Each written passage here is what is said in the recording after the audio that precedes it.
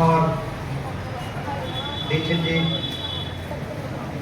इस विद्यालय के प्राचार्य, संकुल प्राचार्य, सभी शिक्षकगण, अतिथिगण, मानवाधिकार संगठन के सभी सदस्यगण, मीडिया कर्मी, मेरे अपने विभाग के कर्मचारीगण और मेरी छोटी बहनें, सभी विद्वानों ने अपनी अपनी बातें रखी हैं। तो सबसे पहले मैं आज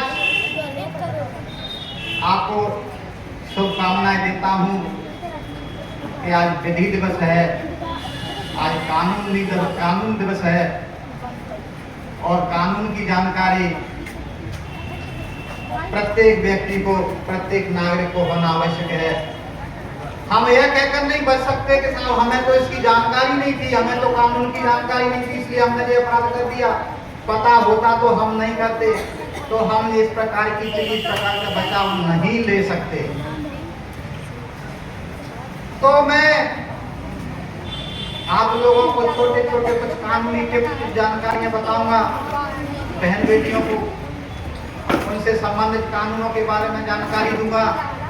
कानून बहुत विशाल है, बहुत सागर है और समय का अभाव है, इसलिए मैं थोड़ा सा फास्ट बताने की कोशिश करूंगा और थोड़े से आपके कैरियर पर भी बात करूंगा कि किस प्रकार से हम आगे IAS, IPS, जजेस या डॉक्टर, इंजीनियर कैसे बनेंगे, इस संबंध में थोड़ी चर्चा करूंगा। तो सबसे पहले भारत जब स्वतंत्र हुआ तो भारत के संविधान की रचना की गई। 26 जनवरी 1950 का हमारा संविधान लागू हुआ और उस संविधान में एक उद्देश्य का एक प्रस्तावना रखी गई। आप लोग विभिन्न विषय पढ़ते हैं, उनकी एक उद्देश्य का भूमिका या निबंध पढ़ते हैं, उसकी एक प्रस्तावना होती है। तो मैं कोशिश करूंगा कि उस प्रस्तावना के माध्यम से पूरे संविधान को आपको बता दूं कि जितना सार संविधान है उस प्रस्तावना में ही है। फिर आपको मूल अधिकार, मूल कर्तव्य थोड़े थोड़े बताऊंगा, फिर कानून बताऊंगा। तो भारत के संविधान की प्रस्तावना में हम भारत के लोग भारत को एक संपूर्ण संपन्न समाजवादी पंथ लोकतंत्र अपना गणराज्य बनाने के लिए उसके समस्त नागरिकों को सामाजिक, आर्थिक, राजनीतिक, न्याय, विचार, अभिव्यक्ति, विश्वास, धर्म और उपासना की स्वतंत्रता प्रदान करते हैं तथा प्रतिष्ठा और अवसर की समानता तथा उन सब व्यक्तियों में गरिमा, राष्ट्र की एकता और अखंडता को सुनिश्चित करने वाली बंधुता का निर्माण करते हुए 26 नवंबर 1949 को संविधान को अंगीकृत अधिनियम और आत्मार्पण करते हैं। तो हमें भारत के संविधान ने इतनी सारी स्वतंत्रताएं प्रदान कर दी, इतने सारे अधिकार हमें दे दिए। भारत के संविधान में नागरिकों को 6 मूल अधिकार हैं: समानता का अधिकार, स्वतंत्रता का अधिकार, शोषण के विरुद्ध अधिकार, धार्मिक स्वतंत्रता का अधिकार, शिक्षा एवं संस्कृति संबंधी अधिकार और संवैधानिक उपचारों का अधिकार। तो जब इतने सारे अधिकार हैं, हमारे इन अधिकारों का कोई उल्लंघन करेगा तो हम माननीय सुप्रीम कोर्ट में, माननीय हाई कोर्ट में अपने पिटीशन के माध्यम से उनकी रक्षा के लिए पिटीशन लगा करके सुरक्षा प्रदान करने के निवेदन करेंगे, हमें सुरक्षा मिलेगी। चाहे कोई सरकार हो, चाहे कोई व्यक्ति हो, चाहे कोई भी हो, किसी के अधिकारों का कोई को उल्लंघन करने का अधिकार नहीं है। जब अधिकारों की बात आती है तो मैं समानता के अधिकार पर जाऊंगा कि विधि के समक्ष समानता, कानून के समक्ष सभी समान हैं और कानून में सभी को समान संरक्षण दिया गया है। किसी के साथ कोई भेदभाव नहीं किया जाएगा। धर्म, मूल, वन, जाति, लिंग, जन्म स्थान, इनके आधार पर किसी भी सार्वजनिक स्थान पर कहीं भी कोई भेदभाव नहीं किया जाएगा। यहीं से बात जब उत्पन्न होती है कि आर्टिकल 15 क्लॉज 3 में हमारे देश में जब संविधान निर्माण हुआ तो संविधान निर्माताओं के मन में एक विचार आया था कि हमारे समाज में जो कमजोर वर्ग है, उस समय कमजोर वर्ग कौन हुआ करता था? महिलाएं और बच्चे। मैं किसी वर्ग की बात नहीं करूंगा। तो उन्होंने महिलाओं और बच्चों के लिए कानून में विशेष उपबंधों की व्याख्या की, व्यवस्था की, आर्टिकल 15 क्लॉज 3 में। और यहीं से सारे कानून महिलाओं के हक में उत्पन्न होते हैं और आगे बढ़ते हैं। मैं जब कानून की बात कर रहा हूं तो जब भारतीय दंड संहिता में हमारे समाज में कुछ बुराइयां हुआ करती थी। हमारे यहाँ बच्चियों को, महिलाओं को घर के चार दीवारी के अंदर रखा जाता था, उनके अत्याचार उन्हीं के परिवार के लोग करते थे और वो वहीं मर जाती थी या मार दिया जाता था। कोई एविडेंस, कोई साक्ष्य नहीं मिलते थे उनके खिलाफ। बोले बीमार थी, बोले ऐसा हो गया, जल गई अपने आप और मर गई खाना बनाते समय। जबकि वो जलती नहीं थी, जलाया जाता था, उसको प्रताड़ित किया जाता था, उससे दहेज की मांग की जाती थी। इस बुराई को खत्म करने के लिए हमारे भारतीय दंड विधान में व्यवस्था की गई। 304B का प्रावधान आया कि अगर इस प्रकार की महिलाओं को प्रताड़ित करके उनकी हत्या कर दी जाती है तो आजीवन कारावास तक की दंड की व्यवस्था है। और मैंने कई केसों में दिया भी है। उसके बाद में इसी दंड विधान में हमारी बहन बेटियों के साथ में कोई छेड़छाड़, लैंगिक हिंसा या बलात्कार जैसी घटना होती है तो उसमें भी दंड की व्यवस्था है। 354 से लेकर के 354A से लेकर 354D तक 7 वर्ष तक की सजा है छेड़छाड़ पर। और अगर कोई बलात्कार जैसी कोई घटना होती है तो आजीवन कारावास जैसी दंड की व्यवस्था है। अगर बच्ची 12 वर्ष से कम है तो फांसी तक की व्यवस्था है। इसी तारतम्य में ये कानून अपराधों को रोकने में कामयाब नहीं हुए, तब अब हमारे विधि वेताओं के मन में विचार आया कि अपराध तो रुक ही नहीं रहे हैं और बड़ा कानून बनाया जाए। तब लैंगिक अपराधों से बालकों का संरक्षण अधिनियम बना, क्योंकि बच्चे छोटे होते हैं, वो किसी की बातों में आ जाते हैं, वो लोग उनको गुमराह करके उनके साथ घटनाएं कर देते हैं। 2012 में दिल्ली में जो घटना हुई थी, निर्भया कांड, आप लोगों ने सुना होगा। उसके बाद में इस कानून का निर्माण हुआ कि अगर हमारी बच्चियों के साथ, हमारी बहनों के साथ जो 18 वर्ष से कम उम्र की हैं, उनके साथ अगर कोई इस प्रकार की घटनाएं करता है, बलात्कार वाली या जो छेड़छाड़ वाली, उनमें अब दंड का व्यवस्था बढ़ा दी गई। उनमें फांसी तक की दंड की व्यवस्था की गई है।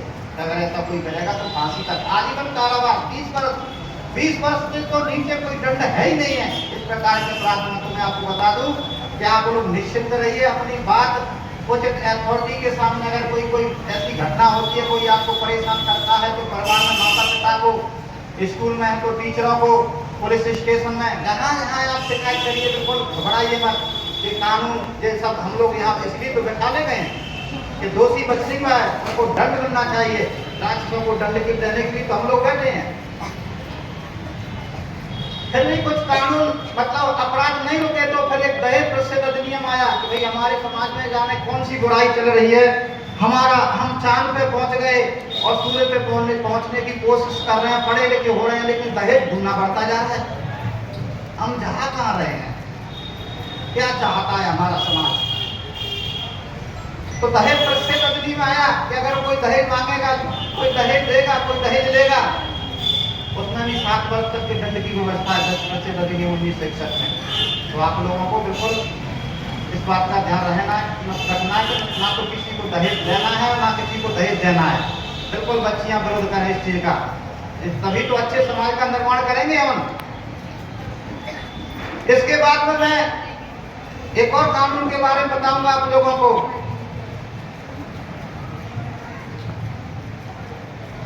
कार्यस्थल पर महिलाओं के साथ में अश्लील हरकतें स्टाफ वगैरह करता है, वहां भी संरक्षण हो गया। हमारे समाज में विकृतियां उत्पन्न हो रही हैं, पढ़े लिखे हो रहे हैं, उतने ज्यादा हम धूर्त हो रहे हैं, हमें समझना है। कि हमारी बहन हमारे साथ में कोर्ट में जहाँ भी कहीं भी काम कर रही है, कार्य कर रही है, उसको संरक्षण की बजाय उसका दुरुपयोग करने की कोशिश समाज में की जाती है। इसलिए कार्य स्थल पर महिलाओं के साथ में अगर कोई छेड़छाड़ है, उनके साथ कोई अश्लील हरकत ऐसी की जाती है तो बिल्कुल संस्था के जो हेड है वो जिम्मेदार होगा, वो कार्रवाई करेगा और जैसे उसमें दंड की भी कठोर व्यवस्था है, क्योंकि यहाँ एक शिक्षित व्यक्ति ऐसा काम कर रहा है। तो इस संबंध में भी अपने को ध्यान रखना है कि भाई अच्छे समाज में अच्छे समाज का निर्माण करेंगे तभी तो हम अच्छे बन पाएंगे। हमारे समाज में महिलाओं के लिए काफी कुछ कानून बने। अभी मैं आप लोगों को एक बात और बताऊं, आप लोग थोड़ा सा एक विरोध और करना है, बाल विवाह पे आप लोगों को विरोध करना है। ये भी दंडनीय कानून है 2006 में एक्ट बन गया है। बाल विवाह 10/6/2006, विवाह की आयु लड़की 18 वर्ष, लड़के की उम्र 21 वर्ष होना चाहिए।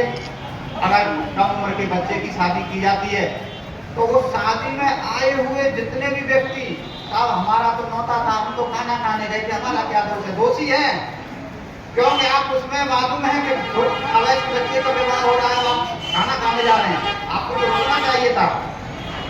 वे पंडित जी भी दोषी हैं जो विवाह करा रहे हैं, वो माता पिता जितने भी कार्यक्रम में उपस्थित गेस्ट, वे सब अपराध के दोषी हैं।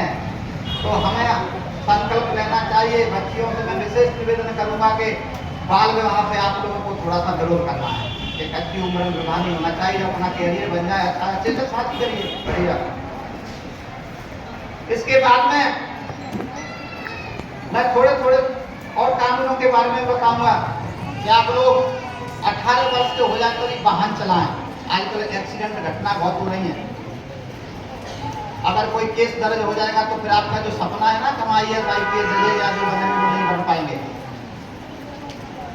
ऐसे ऑफिसर बनने के लिए चाहे आप बेशक उसके केस में भरी हो गए हों, लेकिन आप जजेज नहीं बन सकते। आप पे बिल्कुल कोई केस नहीं, कोई शिकायत, कोई कंप्लेंट नहीं होना चाहिए।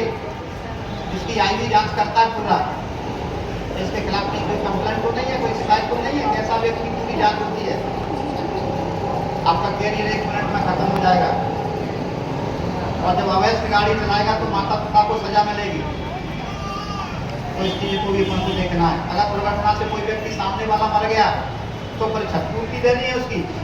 अगर बीमा नहीं है तो फिर पूरा क्लेम माता पिता पे जाएगा। माता पिता 50-50 लाख 20-20 लाख रुपए कहाँ से देंगे क्लेम की राशि? तो ये सब चीजों को अपन को देखना है। तो 18 वर्ष के हो जाए, अपना ड्राइविंग लाइसेंस बनाने के बाद में ही वाहन का उपयोग करें। इसके बाद में मैं आपको थोड़े से कुछ कैरियर के बारे में मार्गदर्शन देना कि आप लोग कैसे कैरियर बनाएंगे। थोड़ा सा एक उदाहरण मैं अपने ऊपर ही लेके बताता हूँ कि आप तो अच्छी जगह पे हैं। मैं तो बहुत दूर दराज से आया हूँ और ऐसी जगह पे जहाँ मुझे 10-10 किलोमीटर 15 किलोमीटर पैदल चले के नदी पार करके पढ़ने जाना पड़ता था, है ना। थोड़ा सा मैं भावुक हो गया हूँ। पानी दो। मुझे देख के ऐसा लगता है कि मैं भी आपकी जैसे ही बैठता था।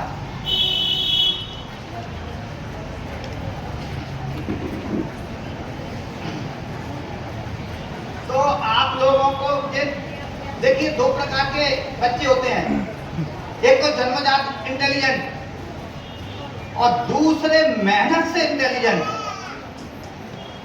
और जो मेहनत से इंटेलिजेंट होता है वो जन्मजात को पछाड़ देता है। मैं आपको विश्वास दिला रहा हूं। तो आप लोग मेहनत करिए, एक शेड्यूल बनाइए। अभी जो वक्ता थे स्कूल में, उन्होंने के बारे में आप कुछ अच्छे बताए कि मतलब समय प्रबंधन वो सब देखना है। तो मैं थोड़ा सा ये बताऊंगा कि आप लोगों को पढ़ने का समय निश्चित करना है। 2 प्रकार के प्लान है, ये ध्यान रखना। प्लान A और प्लान B। प्लान A आपका अभी से शुरू हो जाएगा जब 11th-12th में आए। हमें इंजीनियर और डॉक्टर बनना है। तैयारी करने के लिए कोटा गए या जहाँ भी गए, सिलेक्शन हो गया तो अच्छी बात है। अब बच्चे डिप्रेशन में आ जाते हैं, 2 बार 3 बार कंपटीशन दिया, हमारा तो उसमें एंट्रेंस में पास ही नहीं हो पा रहे, अब क्या करें, तो बच्चे घबरा जाते हैं। आपको घबराने की जरूरत नहीं है, प्लान बी रखिए। और जो प्लान बी के जो स्टूडेंट होते हैं वो ज्यादा सक्सेसफुल होते हैं, वो IAS IPS और जजेस वही बनते हैं जो प्लान बी वाले होते हैं। तो आपको निराश नहीं होना है कि हम एक बार हम एंट्रेंस में पास नहीं हुए, हमारा डॉक्टर बनने का या इंजीनियर बनने का सपना चूर हो गया, नहीं हुआ है अभी। आपके पास पूरी लाइफ है। और कानून के क्षेत्र में आएंगे तो कानून में कोई एज का कोई बंधन नहीं है। हमारे यहाँ हाई कोर्ट जज 50 के 45 से ऊपर वाले बनते हैं, तो आप निश्चिंत रहिए। तो थोड़ा सा कुछ मार्गदर्शन में यही दूंगा आपको। अभी एक मूवी आई है थोड़ा बारहवीं फेल, जिसमें वो जो लड़का है जो मनोज शर्मा जो IPS बनता है, और मैं और मनोज शर्मा क्लास फेलो हैं। हम लोग 9th-10th एक साथ पढ़ते थे, और हमारी दोनों की एक जैसी स्टोरी है कि हम चंबल के भेड़ों में, जहाँ कोई साधन नहीं हुआ करते थे, पैदल दूर दूर तक पढ़ने जाते थे। और उसके बाद में, और मैंने एक नहीं, मैंने 2 कंपटीशन निकाले। आपको बता दूं, मैंने लॉ में LLM किया, और मैंने असिस्टेंट प्रोफेसर की परीक्षा भी 2005 में पास हुआ। मैं लॉ कॉलेज का प्रोफेसर था। उसी समय जुडिशरी में जगह आई, मैंने सिविल जज क्रैक किया। बस आपको कुछ नहीं करना है, आपको 14 घंटे पढ़ना है, और प्रत्येक सब्जेक्ट प्रतिदिन पढ़ना है, और घंटे फिक्स कर लीजिए। आपको खेलना भी है, आपके घर के काम भी करने हैं, सोना भी है, और एंजॉय भी करना है लाइफ का, लेकिन पढ़ना डेली है। अगर एक दिन आप पढ़ना भूल गए, तो जो आप 14 घंटे पढ़ेंगे वो दूसरे दिन 28 घंटे कहाँ से लाओगे आप? बस ये आपको सोचना है। और ये आपने अगर स्टार्ट कर दिया अभी से, तो मैं नहीं जानता कि इंडिया की भली की विश्व की ऐसी कोई परीक्षा नहीं है जिसको आप पास न कर लें। आपको 50 पेज पर डे पढ़ना है, 20 पेज लिखना है, और 50 क्वेश्चन सॉल्व करना है। आप इंडिया की कोई भी परीक्षा पास कर जाओगे। होता क्या नहीं? इसी कार्यक्रम में आपको बताते हैं कि आपका लक्ष्य निर्धारित होना चाहिए। जीवन में उन्नति पाने के लिए लक्ष्य होना चाहिए,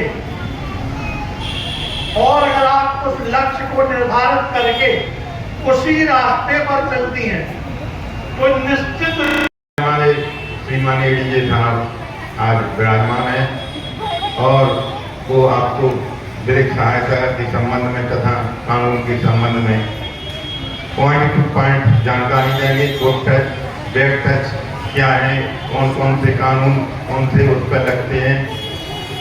हमने देखा है कि आजकल सभी विद्यालयों में अपने MP घर में अच्छी पढ़ाई हो रही है। 500 में 500 अंक आ रहे हैं, 100 में 100 आ रहे हैं। तो मैं उन बच्चों को भी धन्यवाद देता हूँ जो शिक्षक पढ़ा रहे हैं, कौन से तरीका से वो पढ़ा रहे हैं कि 100 में 100 अंक आ रहे हैं। ये बहुत बड़ी बात है, और सभी शिक्षक बधाई के पात्र हैं, तथा जो बच्चे पढ़ रहे हैं 100 में 100 अंक कैसे लाते हैं, ये सोचने की बात तो है। तो मैं सभी शिक्षकों का बहुत बहुत आभारी हूँ कि जो इस तरीके से पढ़ा रहे हैं कि 100 में 100 अंक बच्चे ला रहे हैं। अभी जैन साहब ने बताया है कि आप लोग एक अपना लक्ष्य बना के चलें। अभी आप लोग जो सोच लोगे कि हमको जज बनना है या डॉक्टर बनना है या टीचर बनना है, तो ऐसा नहीं कि आप लोग नहीं बने। गांव के बच्चे भी आजकल जब टॉप 10 की लिस्ट निकलती है MP की, तो उसमें गांव के बच्चे भी आते हैं और 100 में 100 अंक लाते हैं। आप लोग भी एक लक्ष्य बनाएं कि हमको अच्छा पढ़ना है और क्या बनना है, अपना साहस बनाएं। ऐसा नहीं है कि आप लोग अपने लक्ष्य पर ना पहुंचे। आप लोग एक लक्ष्य बना के चलें तो आपको निश्चित सफलता मिलेगी। गांव के बच्चे भी अच्छे अच्छे पढ़ रहे हैं। ऐसा नहीं है कि शहर में अच्छी ट्यूशन मिल रही है कोई बच्चे निकले, ऐसा नहीं है। गांव के बच्चे, प्रिंसिपल साहब एवं समस्त स्टाफ, विधिक सहायता सलाहकार हमारे देवराज जी एवं जितेंद्र भाई, प्यारे प्यारे हमारे बच्चों, आज हम सभी, आपको याद होगा कि हम पिछली बार भी आए थे, यादव मैडम आई थी हमारी सिविल जज, उनके साथ भी आए थे हम। आज पुनः हमें यहाँ आने का अवसर मिला है, हम अपने आप को सौभाग्यशाली मानते हैं। सबसे पहले मैं आपको बता दूं, आज का ये 9 नवंबर ये विधि दिवस के रूप में मनाया जाता है। विधि यानी कानून, और कानून के ज्ञाता हमारे आदरणीय जज साहब यहाँ बैठे हैं, वो आपको इसके बारे में जानकारियां देंगे। मैं आपसे पूछता हूँ, प्यारी प्यारी बच्चियों, हमारे देश की प्रथम महिला राष्ट्रपति नाम है पता? नाम पता है? द्रौपदी मुर्मू। कौन है? द्रौपदी मुर्मू कौन है? महिला है। आप सभी समझिए। और अगर बैंकिंग की क्षेत्र की हम बात करें तो यदि किसी छात्र टीचर्स, यदि किसी को कोई भी वित्तीय सूचना के बारे में अगर कोई जानकारी, अगर किसी के मन में कोई विचार हो तो वो पूछ सकता है।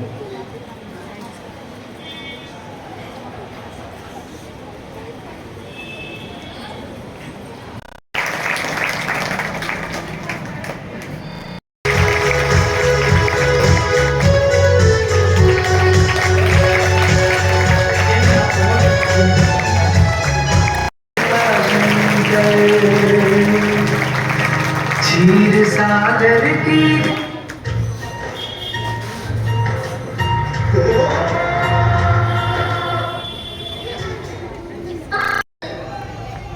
और मेरे साथी सम्मान करेंगे तो हमारे साथीगण आए और माननीय जज साहब का स्वागत करेंगे।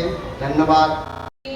अरमानों के सजा कर रखे, फूल अरमानों के सजा कर रखे, मन की वीरा से गुंजाती गानितम सागितम सागितम मंगलम मंगलम मंगलम मंगलम सागितम सागितम। जय भारत।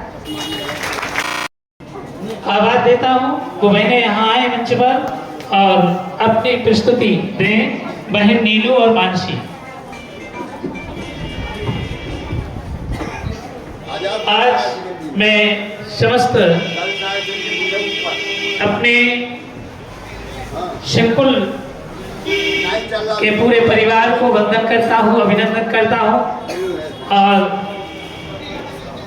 आइए इन बहनों के द्वारा मां सरस्वती जी की वंदना प्रस्तुत की।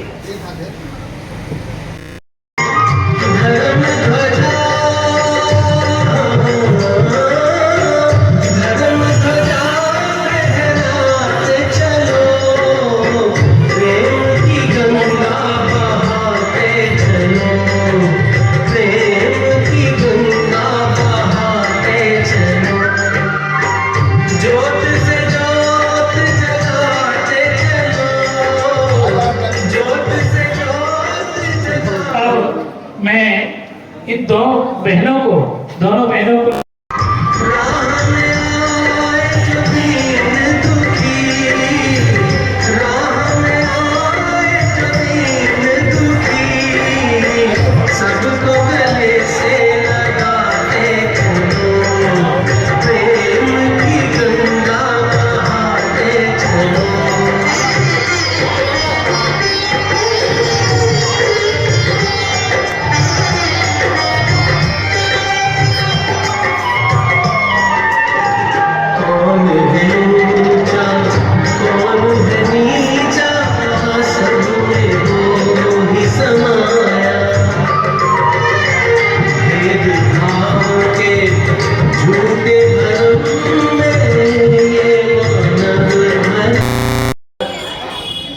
संस्कार दिए गए हैं बच्चों को, और उन शिक्षकों को भी धन्यवाद जिन्होंने बच्चों को इस प्रकार से शिक्षा देकर कैसे संस्कार दिए जाते हैं ये सिखाया है। अब हम आगे का कार्यक्रम श्री विजय कुमार खरे गर्ल्स स्कूल वालों को माइक देता हूँ। अरे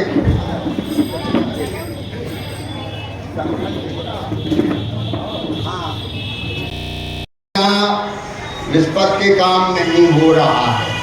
एक दिन अभी हम पोस्ट ऑफिस में शिकायत करे आए थे, आधार कार्ड बनवाने में वहाँ बैठे हुए कर्मचारी पैसा ले रहे थे, कुछ दिन के लिए बंद हुआ। अब हमें पुनः शिकायत मिली है, मैं जल्दी से जल्दी पोस्ट ऑफिस जाऊँगा टीम के साथ में। तो ये उसके हमने कहा था कि तालकाश टांगिए कि नए आधार कार्ड बनाने में कोई पैसा नहीं लगता है। जिसका पहला आधार कार्ड बन रहा है सुधार में 50 रुपया लगते हैं। अन्य ये जो का पैसा लेते हैं ये लोग